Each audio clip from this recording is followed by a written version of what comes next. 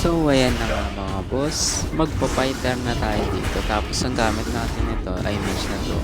Ito malakas yung mage na to dito sa fighter lane kasi kahit mage siya boss, ang bilis niya mag-clear ng minions. Kaya tingnan nyo, ang sakit na ng mga bola na naikot sa kanya. Kaya yung kalaban natin dyan, hindi makalaban mga Pugo tayo poke lang kasi matakas yung kalaban tapos mabagal tumakbo yung natin hero eh. Kaya ayun tatakasan tayo niyan pero lagot yan sa atin boss pag na-SSang ko yan. Kasi hindi na talaga yung makakatakas as in boss. Ayan gusto talaga Kaya yan pinalagan ko na. Pinagbigyan ko na boss. Ayun, tumatakas na naman. Pero inisasang ko na, sabi ko sa inyo, hindi na yung makakatakas. Tapos, second talaga na ito. Ginagamit ko lang talaga pag gusto na tumakas ng kalaban. Kaya yun, namatay tuloy siya. Sugod na sugod eh. Tapos, nakamdaman ko may kalaban dito, boss. Kasi ito yung formula. Kaya, ayun, sinigin ko na yan. Kasi natakas eh. Ayun, patay tuloy siya sa bola ko.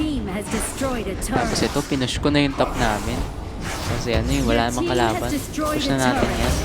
Kasi ito yung fighter nila, lumabas bigla sa bot. Kaya ayan, pinatay na natin yan. SSan na natin yan. Tapos parang hindi na makatakas. Tapos ayan, pinatay na natin yung stand, hindi na makatakas. Tapos ayun, lagi ko talaga ginagamit yung second ko as backup lang. Tapos ito, kala ko peaceful na yung pagpaparm ko dito. Pero andito pala yung core nila. Grabe, sakit ng damage. Yata to nakapag-item dahil sa kalaban. Pero grabe yung score namin, 14-2. Tapos ang bilis ng backup ng mga kampi ko. Kaya thank you sa mga kampi ko, lalakas. Kaya ayan, pinatay na nila. Hindi nga ako nakas-kill steal. So pinsya namin. Grabe yung pag-fight. Kaya ito yung touch namin.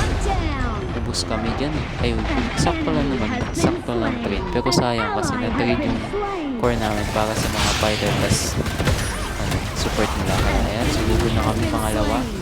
Umawi kami kasi kulang-kulang sila eh. Tapos hiwa-hiwalay. Kaya ayun, nagkaroon kami ng advantage. Tapos sumugod na kami.